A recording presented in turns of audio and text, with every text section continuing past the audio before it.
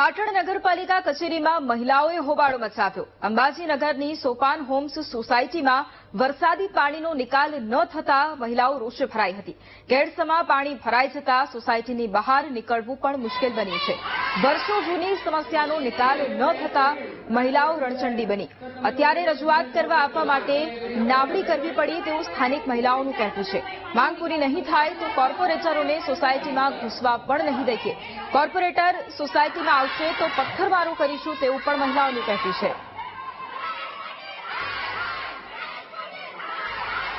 પાટણ શહેરમાં જે રીતે વહેલી સવારે ધોધમાર વરસાદ વરસ્યો છે અને વરસાદ વરસવાની સાથે જે રીતે વિસ્તારોની અંદર પાણી ભરાવાની સમસ્યાઓ સામે આવી છે ત્યારે અંબાજી નેળિયા વિસ્તારની જે મહિલાઓ છે તે અત્યારે પાલિકા કચેરી ખાતે પહોંચી છે અને અહીંયા વિરોધ પ્રદર્શન કરી રહી છે। એટલે કહી શકાય કે જે રીતે સોપાન હોમ્સ વિસ્તાર છે અને સોપાન હોમ્સ સોસાયટી છે ત્યાં આગળ પાણી ભરાવાની વર્ષોથી સમસ્યા છે, પરંતુ પાલિકા દ્વારા હજુ સુધી ત્યાં પાણીનો નિકાલ ન કરવામાં આવતા અત્યારે મહિલાઓ પાલિકા કચેરી ખાતે પહોંચી છે અને અત્યારે વિરોધ કરી રહી છે। બેન, અત્યારે તમે પાલિકા કચેરી આવ્યા છો, કેમ આવવું પડ્યું?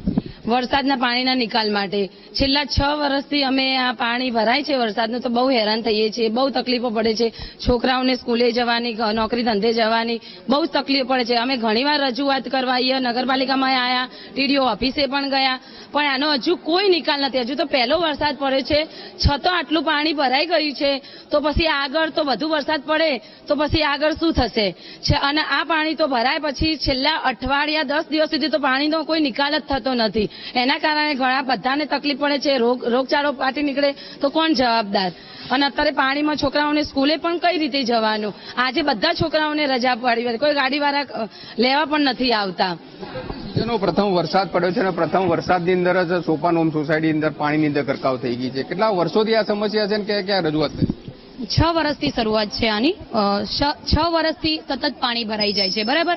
અને કેટલીક વાર રજૂઆતો કરી છે પણ આનો કોઈ જ અમને નથી ફાયદો મળ્યો હજુ ક્યાં પણ અમે જઈ આવ્યા ત્યાં સુધી, બરાબર। અને જો હવે તો હું એટલું જ કહું છું કે શોર્ટ ટાઈમમાં જો આનું નિરાકરણ નહીં આવ્યું તો કોઈ પણ કોર્પોરેટર કે કોઈ પણ અમારા એરિયામાં વોટ લેવા માટે આવશે નહીં, બાકી પથ્થરમારો કરીને અમે બધાને પાછા કાઢીશું। કોઈ અમારા એરિયામાં અને અમારી સોસાયટીમાં તો નહીં જ।